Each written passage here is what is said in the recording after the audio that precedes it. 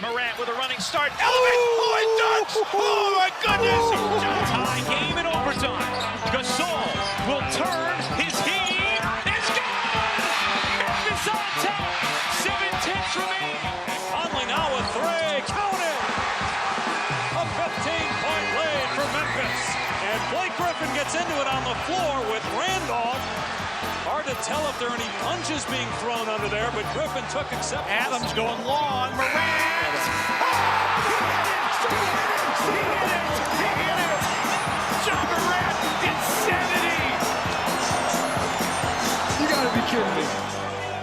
Welcome to Grits and Grinds, a Memphis Grizzlies podcast. Grizzlies win edition. The Grizzlies made the playoffs edition. My name is Keith Parrish. Do not fear, the Grizzlies took care of the Dallas Mavericks despite a huge game from Anthony Davis, propelling themselves into the postseason. Of course, I don't think any of us thought it would be this precarious, making the playoffs this year, but lo and behold, the Grizzlies are entering the playoffs. So on today's episode, I'm going to talk about the big play-in victory over the Mavericks and also look ahead to the series against the Thunder because it starts on Sunday at noon. And to help me recap the Grizzlies game and to preview the series against the Thunder, I'm joined by my buddy Andrew Schlecht. Andrew, who hosts the Athletics NBA show and also, of course, hosts Down the Dunk, the world's most important Thunder podcast. So this is an expert on the NBA and the Thunder and a sworn enemy for at least. Yeah, Andrew, at least the next 7 days. How are you doing? I'm good, man. I'm good. It's I'm just ready for the playoffs, man. I'm ready to flip the game on here in a couple hours and to just watch basketball all day. It's going to be great. Yeah, it is a wonderful weekend. Of course, the opening of the first round is always a lot of fun with all the games that are on. It's a little weird as a Grizzlies fan, where this is, again, not the end of the season we envisioned. A lot of surprises throughout the end of the season, notably firing Taylor Jenkins. There were some surprises even in the matchup against the Mavericks. All of a sudden, Marvin Bagley with your season on the line. They call the Marvin Bagley number. The bag man steps up. The Grizzlies Thunder, like the kickoff, it seems so soon. Like the playoff wraps up super late Central Time on Friday night, and then they have to kick it off early Sunday, essentially morning, Easter Sunday lunch with Grizzlies Thunder. Also, I was looking at the schedule. This might not be great for Ja Morant's ankle, and I don't know how many injections you're allowed to get over a 7-day span, but the first 4 games, like, they come before the Warriors and Rockets play 3 games. Yeah. Like game 4 is done at like 3:00 on a Saturday, like next Saturday. It feels very rapid. There's not a 2-day break until after game 5. But anyways, is it just because the Thunder and Grizzlies same time zone and have no old superstars that need the extra days off? I guess. I thought it was weird, honestly, that this series is going to get the ABC slot. Like I did not think this was getting the ABC slot. I thought we were getting like late night. I don't know if you know this, but Ja Morant's a huge star. I mean, do you guys have a star? We have a star. Our stars are not as loud as Ja Morant. I'll say that. I was a little surprised especially when you look out west and you're looking at the series and you're thinking about, because there's star power in every single series, and you just think about, okay, like it's probably not going to be the Thunder. I thought maybe they play at like 6:30 or something. Everybody get to go to church. Everybody get to go do their thing, and then we have the game. But like everybody's having to flip their plans here in OKC. Well, I will say also, you say we're surprised they're ABC Sunday, but they did not get one single normal tip time. Yeah, that's we're true. talking noon, 6:30, 8:30. And then whatever the next I don't know what the next Saturday is. It's either a 2 or a noon again. I think it's 2:30.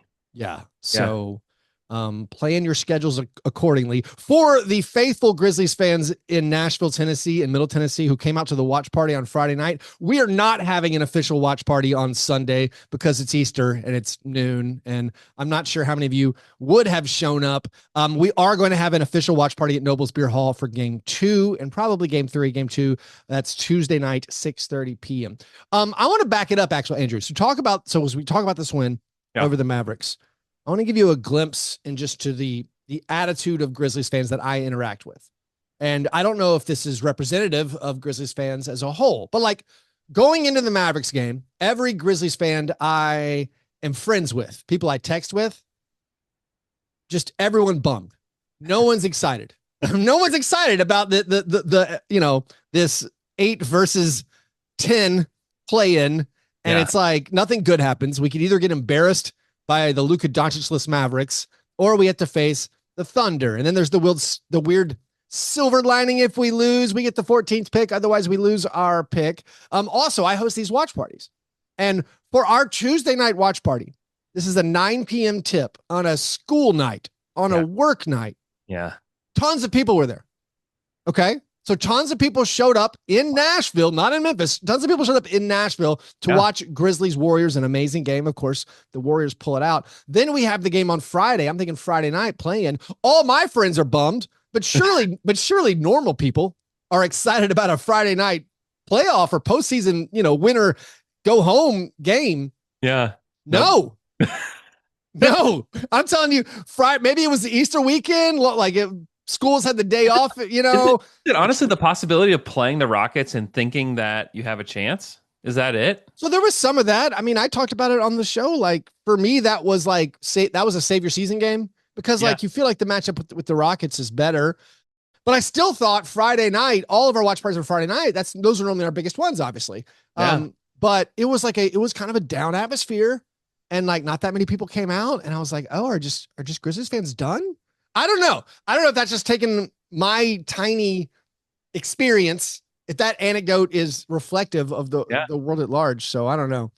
But I will say to Andrew, the faithful who showed up, we got a show, an absolute treat. Yeah. We had John Conchar throwing alley-oop passes off the backboard. That was not expected. I was like, you're going to get a sweet Conchar layup here. Nope. We also got Ja Morant with an unbelievable poster dunk. The game got off to an amazing start for the Grizzlies. They jumped all over the Mavericks. They got up by 20 in the first quarter. They stretched the lead to 25. Ja looked like he was flying high off whatever injection they gave him in the first quarter. I think it was 12 points, 3 assists, 2 steals in just the first quarter. Jaren's hitting all his shots. Desmond Bane, much like he was in the loss to the Warriors, absolutely scintillating. Meanwhile, Zach Edey was a dominant force in this entire game. And frankly, I was worried about the matchup of Zach Edey playing a large team. Playing a team with Anthony Davis and Derek Lively. We found out later Derek Lively had been on a minutes limitation for both of their last 2 games. Funny how that happens right after the buzzer sound. Of course it does. Oh, we would have played Lively more. No, but Gafford, they play big. Yeah. And the interesting wrinkle that I'll get to in a second, Tomas Isolo also played big. That was the big switch. But what did you think of Zach Edey's game, first of all, and the fact that maybe he didn't need to bounce back from the Warriors' performance? Apparently, he personally thought he did. Isolo mentioned after the game that Edey felt like he was at fault in losing to the Warriors. I somewhat controversially pointed out a lot of his errors on my last episode in that Warriors game. Maybe it was low-hanging fruit, but Edey was dominant. What did you think of his game in this crucial matchup? Yeah, I wasn't totally surprised because I think players like Edey play better against bigger teams. It's not as complicated. You have other guys that are sticking around the paint, and the fact is he's going to be bigger than almost all of them. Yeah. He's a terrific rebounder. His touch, I don't know. He looks so confused at many times against the Warriors on what to do. Should I shoot it? Is this okay? Right. When he's playing against bigger guys, he seems more sure of himself. And so I just wonder about that. I can't help but think of the Thunder because they have a lot of looks they can throw. But he looked great. And that's also that's a rookie, Yes. Rarely are rookies good every single night. is going to have his ups and downs. In the series against the Thunder, he'll have dominant games probably where he grabs like 7 offensive rebounds, and then he'll have a dud where they really can't play him. And I think that's part of just being a rookie and trying to figure out how to play these teams. And so I wasn't totally surprised. It's also nice that the Mavericks are extremely simple because they have no guards. Yeah, it was a weird. They had a lot of turnovers early, and it's like, they don't have a point guard. They don't have a dribbler. Yeah. The Grizzlies started 2 point guards. The Mavericks started 0. Eventually down 25. They're like, Spencer Dinwiddie, you get a shot. We'll play you 4. I mean, that's kind of funny because he's really the only guard on their team, like him and Jake Hardy. And it's like, actually, we're not going to do that. Yeah, we're not going to play any of you guys. Although I feel, Brandon Williams put a scare in the Grizzlies. It was not ideal how he finished. I think it was the first quarter where he went coast to coast in 3 seconds. Ja had I will say Ja had Nico Harrison face when the camera cut to him after Brandon Williams went coast to coast on the Grizzlies. No, but Zach Edey's game. So I have to give him his credit. So 15 points, 11 rebounds. His only 2 misses were these misses where he basically doesn't even get a whole hand on the ball. Yeah. So I don't know how I feel about this. These uncontrolled taps, they help him on his offensive rebounding numbers, but they hurt him on his shooting percentages because he had 2 misses where he basically got 1 finger on the ball and it didn't really get close to going in. You're 7 for 9. You're okay. No, but still 7 for 9. Amazing. And I think very awesome for Edey. Clean catch on every pass that came to him. But I will say you also credit his teammates and the fact that Jaren Jackson Jr. had an awesome assist after not being maybe as aggressive and attacking at times in some of the last, 10 games or so.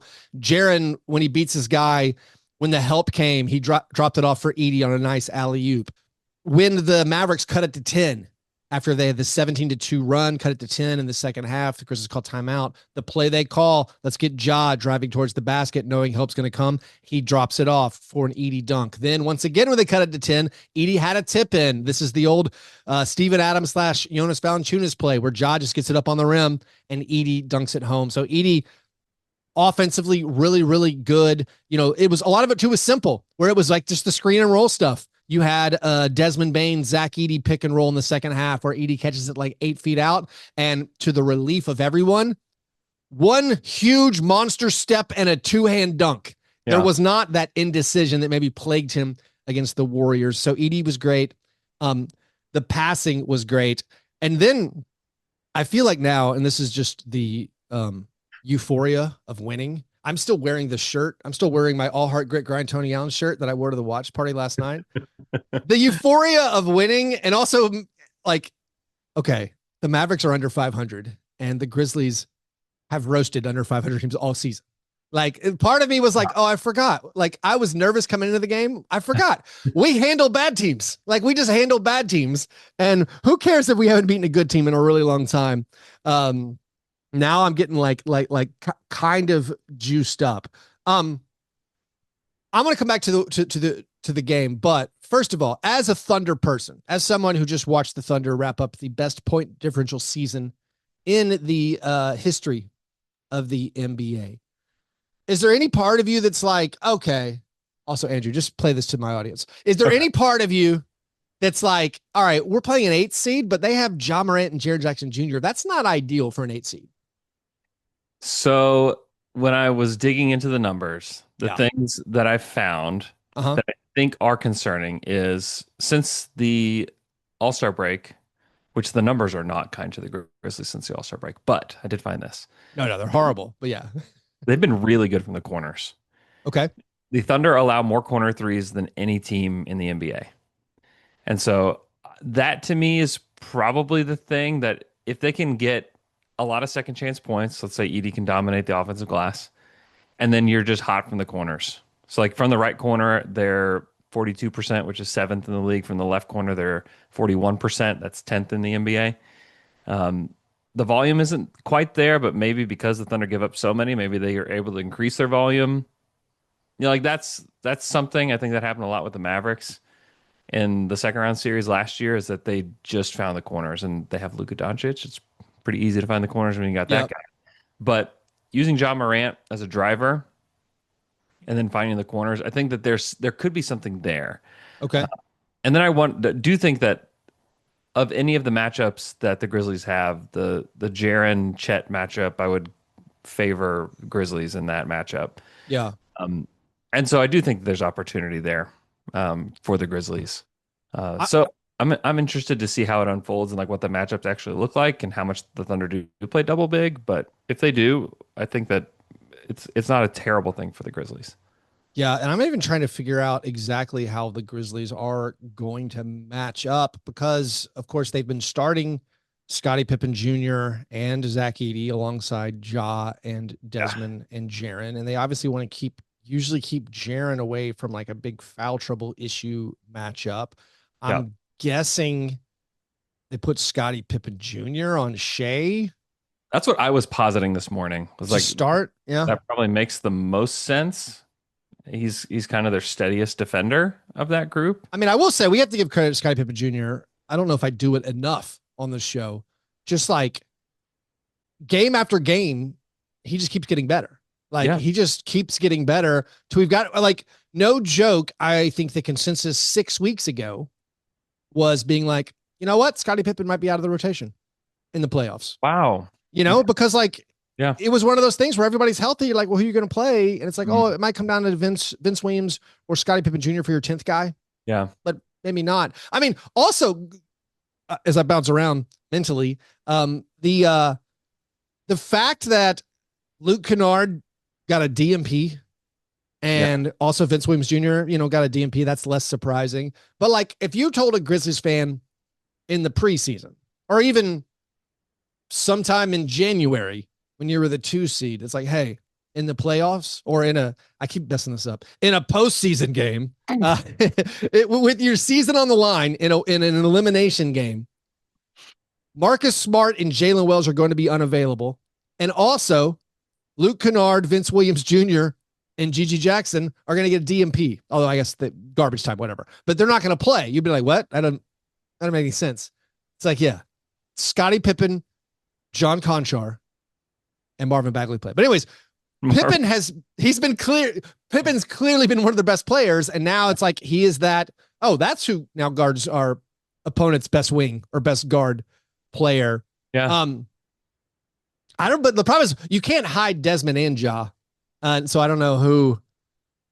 Yeah, that's the problem is, I mean, obviously Dort is pretty easy to cover. And in fact, you can help people, help off of him a lot. So like there's like a solution kind of baked in there. Although Jordan's been pretty good from 3 this year. And if he's on, like he can make 5 or 6 from 3. Like he's done that many times this season. But there's not an easy solution there for sure. Especially if Dub has his mid-range going, then it's a pretty difficult situation when you really only have one perimeter defender that you feel like you can count on. I will say that the Grizzlies this season in many games, and of course, many of these were Taylor Jenkins games, many games, they specifically just did the old, I'm not guarding that guy at all. Yeah. Even if it is like Al Horford. Whoops. Like there were games where, and I do think the Grizzlies are going to do some stuff where it's just like, it could be Lou Dort, where it's like Lou Dort. Okay. I mean, it could be like absolutely Aaron Wiggins. Okay. Yeah. You have amazing 3-point shooting numbers. Let's see what happens. Prove it. So that part is going to be something interesting to watch. I keep talking about Marvin Bagley. I do need to highlight this because this is for the hardest core fans who listen to Grits and Grinds, of course. The decision to play Marvin Bagley over Luke Kennard is a lever I did not know could get pulled. It is something that no one talked about. It's something I don't think Taylor Jenkins would have done. I think this is a clear. Isolo said, "What do I care if Luke Kennard plays? I don't, let's just, first of all, the Mavericks go big. Second of all, like Vince has been bad. Luke has been bad. I can't play the rest of these guys. So, hey, Marvin Bagley can do a thing, which is be an energy big and bounce around and catch some lobs and probably gobble up some defensive rebounds. That's all we need because we can play Santi Aldama at the 3. Santi Aldama is a legitimate spacing threat. Yeah. That's one of the fears I had against the Mavericks, where it's like, since Jalen Wells is gone, we have Desmond Bane as the only consistent shooter, I guess, Desmond and Santi. And it's like they could pack the paint, it feels like. But they just said, hey, also helping packing the paint is what if we had that vertical lob threat, which they frankly don't have. I mean, Edey sort of, but not really. He's not the guy you can do those quick lobs to. And so them putting in Marvin Bagley, moving Santi to the 3, I think it was genius might be strong, but it was a really important change I felt like they made. And I guess now we can do all the sports, just generic sports talk. Good job by Bagley, staying ready. Like he stayed ready, Andrew. But like that was a move that really paid off for the Grizzlies. A couple of other stats before we'll take a break. One, coming into this game, the Grizzlies had lost 7 of 9 games that Ja Morant had played in. Yeah, that was the worst 9-game stretch since the bubble, since Ja's rookie year. That was Ja Morant's worst 9-game stretch. Was being 2-7 in Ja's last 9 appearances, 7 of those since Taylor Jenkins was fired. Also, Zach Edey. So after the game, when Isolo said that Edey felt bad after the Warriors lost, like he let people down, and Isolo's like, I don't know why. The guy's been dominant for us in the last 10 games. And I was like, you said the word dominant. What is that? That feels strong. Even if he was, he's fairly dominant against the Mavericks. He was a handful, a big reason for the blowout. But some numbers. So I was just curious. So looking it up, since Isolo became head coach, Edey has appeared in 10 games, and he's got a very strong net rating of plus 13. So like plus 13 points per 100 possessions when Edey's on the court since Isolo became head coach. And that is with the Grizzlies not having a good record.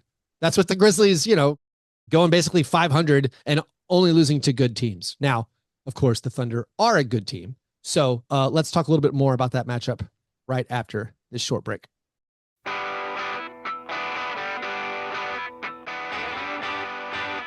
All right, Andrew, I know you know this, but I have to tell the listener. The Grizzlies haven't beaten the Thunder in ages. Yeah. I think it's 9 straight Thunder wins in the series. Mm-hmm. I know you pointed this out on Down to Dunk. The Grizzlies haven't beaten the Thunder since y'all had Poku. Since we had Poku. Yeah, y'all haven't lost. You haven't lost to us since you got rid of Poku. So I mean, that was a good move. Sam Presti with his finger on the pulse there. That's right. It was a strong call.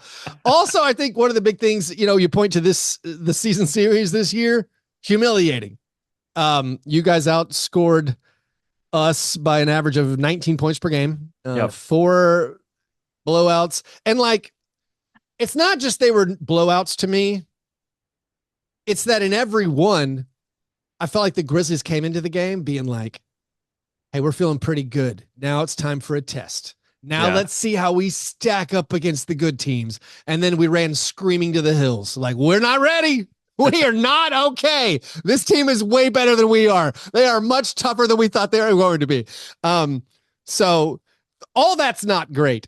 I also think a lot about the turnovers. Yeah. Okay. The Grizzlies like turning the basketball over. I think it's fun. Problem. We like to play a little loosey-goosey. Mm-hmm. I know we've veered away from some of the stuff we were doing earlier in this season, but the Grizzlies still rather prone to turnovers. The Thunder are fueled by that. Yes. That is one of their superpowers. The Thunder, did they finish best at both forcing turnovers and committing turnovers? Yeah, I believe they did. And the thing that they do is that they get on these like avalanches where it's like 16-0 run that happens in like a minute 30. Because teams are turning the ball over, you get them completely out of rhythm. The Thunder defense just completely. What? Sorry to interrupt. Do you remember offhand? What was the run in one of those Grizzlies? There was one of those games that was sort of close in the fourth. Yeah. And then it was like a 28-3 or something. There was something horrible. I can't remember what it was. Yeah, I was at the game. I don't remember exactly. I can. I'll find this really quickly. Yeah. Okay. But it was close until it wasn't. It's like, that was a cool game, and like the Thunder just shut it down. Yeah, and that's they have the tendency to do that. It feels a little bit similar to like the beginning of that Warriors run, where they'd have these battles, and they both, the teams would be throwing haymakers at each other, and then you get to the third quarter, and then they're just like, yeah, this is over. And the Thunder, that's why the Thunder have played the fewest amount of clutch time minutes that I can find on NBA.com. Like they just don't play clutch time minutes, and it's not because they haven't played close games. They have played close games. Like that Grizzlies game was a close game by any measure for the Thunder, but they just have these moments where they just absolutely knock out the other team, and then somehow they win by 16. This is you're giving me fuel for the fire right here. This is great. The Thunder are untested. See, you just said it. Untested at close games. Youngest team in the league. Yeah, untested because they haven't played clutch time minutes. This is 66 clutch time minutes. This is the same stat that the Grizzlies had in 2022, when it was they won 56 games, but they were all blowouts and they never played any clutch minutes. Yeah, I nailed it. It was a 28-3 run. The Grizzlies had a 10-1 fourth quarter run to take a 2-point lead. Yeah. This is their last matchup on March 27th. And then it was a 28-3 shellacking. And then Taylor Jenkins gets fired. Yeah. The next day. And then you're on Slam and Jam because and then I was on Slam and Jam the next day after fired him. Yeah. So I do feel like, all right, if we're trying to spin up a reason why this series can be competitive despite the overwhelming favorite Thunder being involved, you could say, okay, I think throughout the whole season, one of the issues maybe if you're searching for an issue, because that's what we're doing now. We have to search for an issue after the dominant season the Thunder had. One thing I've always said is, is their offense in the postseason going to be good enough? Because obviously you have Shea, and then you got J-Dub, and then it's like who beyond that? And can you force somebody else to beat you, or just say Shea scores 60 and no one else is going to score? Or it's like could that be possibly a formula where this turnover possession battle thing doesn't work in the postseason? That's the thing that's been levied at the Grizzlies in years past. And then you say at the end of games, if that does bog down and this team is unproven at the end of games, maybe the Ja Morant call 12 offense will be able to hang there. So what do you think about these again, grasping at straws reasons for optimism among the Grizzlies fan base? Yeah, I would say that the way that teams have made the Thunder look kind of slow and unsure of what they're doing is that they will throw these kind of quasi zones where they will zone up, but they will also throw these double teams at Shea at the top, and they just make Shea make a decision. And Shea is a good passer, not a great passer, and so it kind of puts the Thunder offense in these weird spots. The Thunder have actually fared pretty well against the zone itself. I think some people think like, oh, you just throw a zone at the Thunder and they can't figure it out. Well, that hasn't really been the case. But I think that in moments where things have not gone well for the Thunder, it's when you zone up like that and the Thunder shooters, like Dort's not hitting anything, Wiggins isn't hitting anything. Like those are the moments where the Thunder have looked a little bit clunky, but those have been few and far between. I mean, the Thunder ended the season third in offense, and their offense has been just cooking since the All-Star break. And so it felt like they fine-tuned their defense before the All-Star break, and then after the All-Star break, they fixed everything about the offense that looked clunky at times. And I mean, they've looked really good for a while. They've been able to put Hartenstein in the middle of the floor, which has helped a ton. Yeah, because he's a great decision maker. I think he might be the best passer on the team, Hartenstein is. And so they like to run a lot of stuff through him, like through DHO actions, stuff like that, which has helped a ton when it comes to how do we beat a zone? Well, we can get the ball in the middle of the floor, and then we can collapse the defense, and we can find guys off cuts. We can find guys in the corner. We can kick it back to Shea and let him drive. I mean, they've figured out a lot of ways using him. Yeah, you pointing out the Thunder finished third in offense. This is where I can say the Grizzlies finished sixth in offense. I don't believe in stats anymore, Andrew. I don't think the Grizzlies have a particularly good offense, but they finished sixth in offensive rating. I mean, the Grizzlies post All-Star break offense though. I don't offhand. 16th. Yeah, I mean, their post All-Star break defense is bottom 10. And it's even beyond that. I was saying the post Christmas Like we're talking the first 30 games. I can't remember what it was. I think it was first 30 games. The Grizzlies were like 4th or 5th in defense, and they're 22nd or 21st since then. I mean, maybe it'll change now that we don't have the data yet. There's no data for Marvin Bagley being in the rotation. There's no data for, I mean, frankly, without even Jalen Wells. I will say the one thing with the double big stuff that the Thunder does, it feels maybe like he's pointed out against the Mavericks, maybe that makes it easier for Edey. I think it makes it easier for Jaren avoiding foul trouble. And so like that part of it seems okay to me. I don't know. I guess it just boils down to maybe can the Grizzlies take care of the basketball, or, you know, maybe it's just too simple. As the Thunder have been just so good at defense and offense. I mean, I think the Grizzlies are really going to struggle to score, but the Thunder shut the paint down. Yep. I do wonder if I wonder how much they'll use the double big against the Grizzlies, because Degnault, what he likes to do is when a team is smaller, he likes to use the double big. When a team is bigger, they like to just go Chet or Hartenstein at center. And then when you have a 4 like J-Dub, who does not match up, I mean, that's where I think J-Dub's been a lot better at drawing fouls this season. And I think if it is him and Jaren, I think that like that to me has a much bigger advantage than trying to go Hartenstein, Edey, and then Chet, Triple J. I feel like that plays into the Grizzlies' hands a little bit more. Well, are they still going to start the double big? I don't know. They even up in the air. They changed their starting lineup quite a bit. Like they'll sometimes put, instead of Hartenstein, they'll put Casey Wallace in. Yeah. And I kind of like that a little bit better against the Grizzlies. I think that it complicates things for like who matches up with who in that against that lineup, because Kaysen's become a really good driver. Like he's finishing with both hands on these kind of wild layups. Yeah. He's not somebody that's going to score a ton, but he brings an advantage to the Thunder, especially now that you would have him and Dort out there and you feel pretty comfortable with who's going to guard who there. I think that makes more sense personally, but every time that I say something that makes more sense to me, Mark does the opposite and it works. So I don't know. There you go. I'm glad you don't take that personally or anything.